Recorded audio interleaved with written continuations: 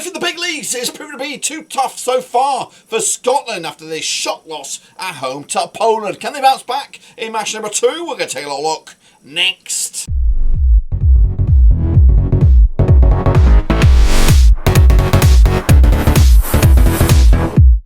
That's right, folks, back once again with another video. Today we're taking a look at the UEFA Nations League, match number 2, part 1, that's right, as we look forward to seeing who's got it in the tank to make it back-to-back wins, that's right. And of course, Portugal, fantastic win for them. And Spain can only muster a 0-0 draw. Goodness gracious me. Let's just see if they can do better in the second round of games. We'll get into all of that in a second. If you're new, where you been? Smash your subscribe and your one-stop shop for Nations League is right here under one rooski. Non-stop shop all the way through to the final next year. We'll get into all of that, of course, whenever that comes around. But before all that, let's take a little look back. Match number 1, part 1, my picks, and see how we got on. Alright then, folks, let's take a look back at my pickaroonios. That's right, they are on the left, the real deal was on the right. We're going to start with San Marino against Liechtenstein. It was the game everyone was looking forward to, and it ended up a big win for San Marino, 1-0 win for them over their bitter rivals Liechtenstein. I got it wrong, I went with a draw myself. Northern Ireland, though, 2-0 winners over Luxembourg, 2-1 winners in my eyes. Bulgaria and Belarus, 0-0 draw in the end. I went with a 2-1 away win.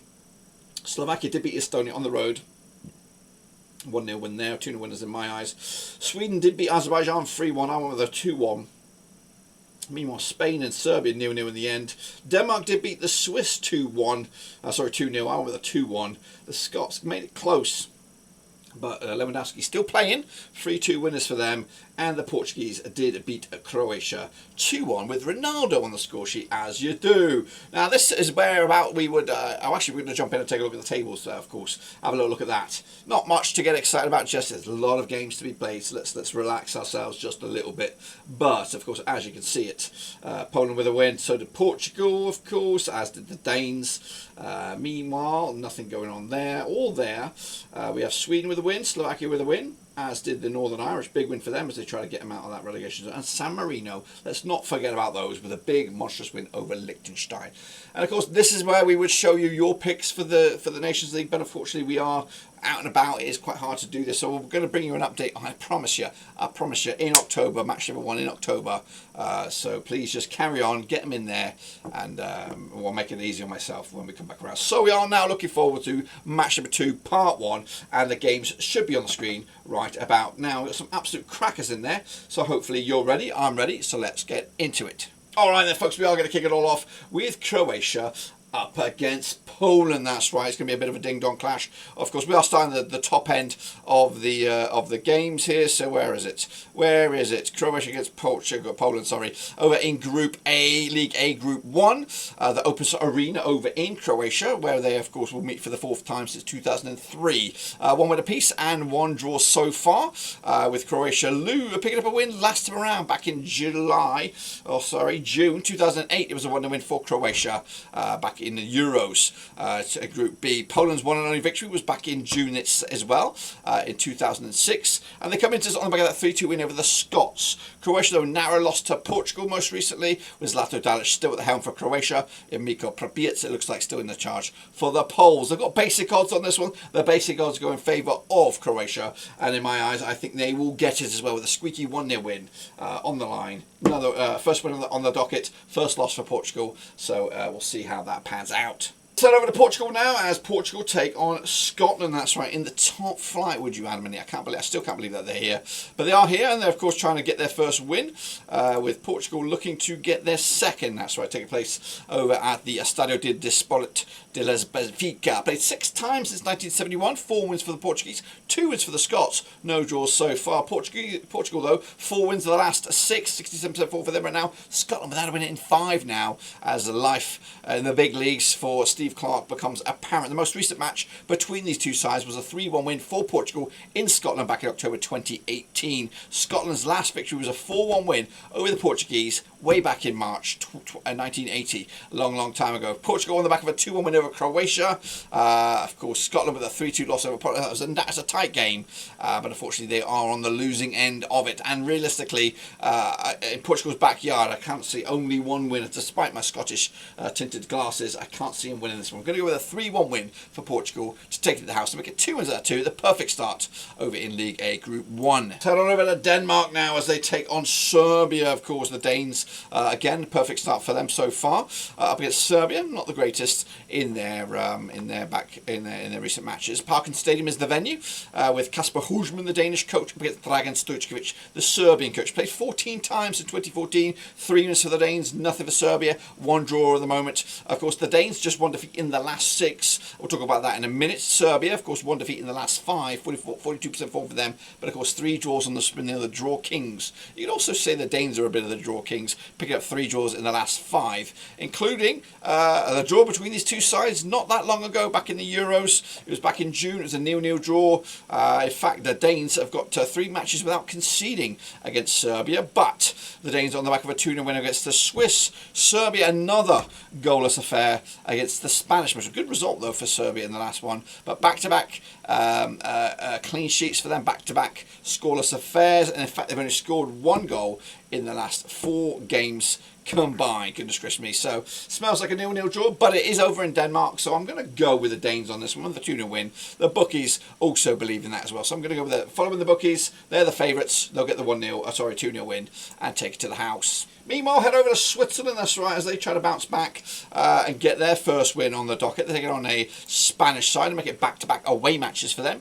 Now, this takes place at the Stade de Genevieve, with Switzerland, with Murat Yakin in the dugout up against Luis de la Fuente, of course, the European champions. Played 9 times since 1966, 2 wins for Swiss, 5 wins for the Spanish, and 2 draws as well. Back-to-back defeats for the Swiss, on 50% form for them at the moment, just 1 win in 5. Spain, of course, 92% form for them. They did pick a draw last time around, which was Serbia. We already mentioned it briefly. These two sides last played in September 2022. It was a 2-1 win for the Swiss, and it was in Spain. That's right. Goodness gracious me. Meanwhile, the Spanish looking to continue their good bit of form. The Swiss hoping to get back to winning ways. They haven't won since they beat Italy 2-0 in the round of 16 of the Euros. The bookies will go with the Spanish on this one, but for Dirk, I am also going to go with a draw here. Point apiece, which means good news for the Swiss.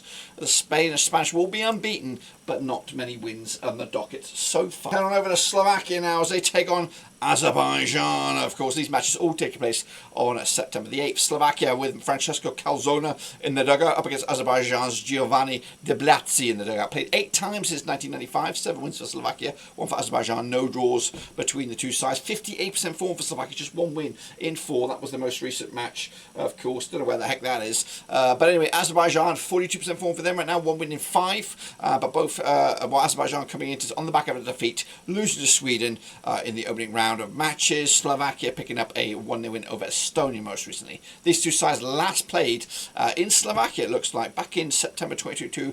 Azerbaijan coming out on top with a 2-1 win. Can they do a repeat this time around? The bookies say no, they go with Slovakia. Dirk also says no. I'm going to go with a 2-1 win for Slovakia, wherever that is. But of course, let's move on to the next one. And that next one is over in Sweden. That's right, as they take on Estonia, of course, JDT's Sweden, up against an Estonia side looking to get back to winning ways as well. Sweden looking to make it 2-for-2 for them, though. Coming into this on 50% form for them, winning 3, losing 3 over the last 6. Up against Estonia, who've won twice in the last 3. 33% form for them at the moment. Taking place at the Friends Arena. They played 7 times, 5 wins for the Swedes, nothing for Estonia. 2 draws at the moment. Last time around that these two side players was a 2-1 win for Sweden back in January 2024. It was a friendly. It's back-to-back wins. They've won 4 in the bounce, have Sweden. They're looking for 5. And they're coming into on the back of that 3-1 win over Azerbaijan. Estonia losing last time around to Slovakia, and the bookies are back in the Swedes and JDT. Dirk also back in his old coach there, JDT. 3-0 winners in the end. The Swedes taking it to the house. Let's head on over to Luxembourg now as they take on Belarus. Of course, Luxembourg on the back of that loss to Northern Ireland, but of course at home for the first time in the Nations League this campaign. I've played Belarus 12 times since 1994. They've only won twice. Belarus have won 6, and there's been 4 draws at the moment. I feel a bit of a shift in dynamic though here as Luxembourg coming at this one with Luke Holtz, the coach, up against Belarus, and Carlos Alos. Luxembourg 3 defeats on the spin for them, 33% form, up against the Belarus side without a win in 5. Last time around, back in November 2018 in Luxembourg, it was a 2-0 win for Belarus, who've made it back back-to-back wins, back-to-back clean sheets against them, but they also come into this without scoring a goal in, what are we looking at, five matches without scoring a goal have Belarus. Luxembourg on the flip haven't scored in the last 3 matches, but they've got some heavyweight clashes in there, France, Belgium, and of course Northern Ireland most recently. The bookies, they go with actually Luxembourg to be overwhelming favourites on this one. Dirk also back in Luxembourg with a 2-0 win, take to the house, and of course big win for them in League C Group 3. Alright then folks, over to Bulgaria next as they take on Northern Ireland in that same group. Of course, Northern Ireland with the win. Bulgaria, I think they picked up a draw, didn't they? Yes, they did. They're the draw kings. Oh my gosh, 5 draws in the last 6, 58% for them, heading into unbeaten in the last 6 games, but drawing 5 of those. Ilyan Ilyev is the coach for Bulgaria up against Michael O'Neill's Northern Ireland. Just 1 defeat in the last 6 for Northern Ireland, 75% form for them. Both sides, of course, they have played 5 times since 1978. 2 wins apiece and 1 draw. Most recently, they did play in Bulgaria back in October 2021. It was in the World Cup qualifiers. Bulgaria coming out on top. In fact, Bulgaria unbeaten against Northern Ireland over the last 3, picking up 2 wins and a draw to boot. Bulgaria on the back of a 0-0 draw against Belarus. Their last victory was a 1-0 win over Tanzania in a friendly. Northern Ireland with a big 2-0 win over Luxembourg. Back-to-back wins for them. Of course, beating Andorra and Luxembourg, both at home and both picking up a clean sheet. It's tight with the bookies slightly favouring, in fact, Bulgaria, the hosts. I've gone with a 1-1 draw. You'll see it right here, right now. 1-1 in the end. Big point for Northern Ireland on the road. Bulgaria will see it as a missed opportunity as they try to get their first win on the docket. And then we are going, where are we going next? To complete the pack here, up at Gibraltar as they take on Liechtenstein over on the rock. That's right, Gibraltar, managed by Julio Ribes Vahovic up against Liechtenstein. Konrad Funchfuk taking place at the Europa Sports Stadium over in Gibraltar. These two nations have played 6 times since 2016, 3 for Gibraltar, 1 for Liechtenstein, and 2 draws between the two sides. Gibraltar back-to-back games now without a loss, 25% form for them right now. Liechtenstein without a win in the last 39 matches, coming up against Gibraltar, who beat them last in November 2022 in Gibraltar in a friendly. Meanwhile, Gibraltar on the back of a 1-0 win over Andorra, back-to-back clean sheets for them heading into this one. Would you Adam and Eve it? Meanwhile, Liechtenstein haven't scored a goal in 1, 2, 3 games. The last goal was scored against Latvia back in March. No bookies on this one, so you got to go with your gut. And my gut says I think I'm going with a home win, and that is a Gibraltar win. 2-1 win, which means a goal for Liechtenstein, but 2 for Gibraltar to complete the pack, and of course end match number 2, part 1 in that kind of fashion. That's what I've got. Don't forget to get your own in there using the link. I'm excited to see what you guys got, and of course we'll be back for match number 2, part 2, with the rest of some games there. Of course, there's a 3rd part to this trilogy as well. So subscribe, smash the like, catch you later. Until then, we're done.